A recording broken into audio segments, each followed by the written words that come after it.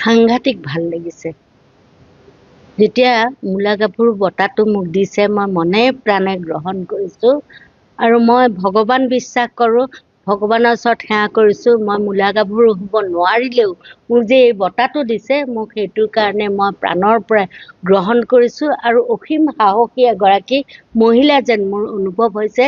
কাৰণ চন্দ্ৰপ্ৰভা শইকীয়ানী আইদেউ, তেখেতক মই লগ পাইছিলোঁ নিজে আৰু তেনেকুৱা বঁটা এটাও দিছিলে বা তেখেতৰ যিটো জীৱন্ত অভিনয় মই কৰিছিলোঁ তেখেতক পাইছিলোঁ মই লগ।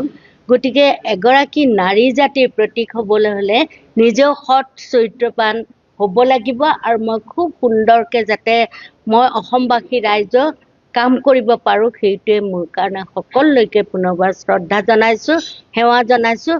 ভাল হওক, সকলোৱে শান্তিত পবিত্ৰ মনৰ গৰাকী হৈ থাকক, তাকে মই কামনা কৰিলোঁ।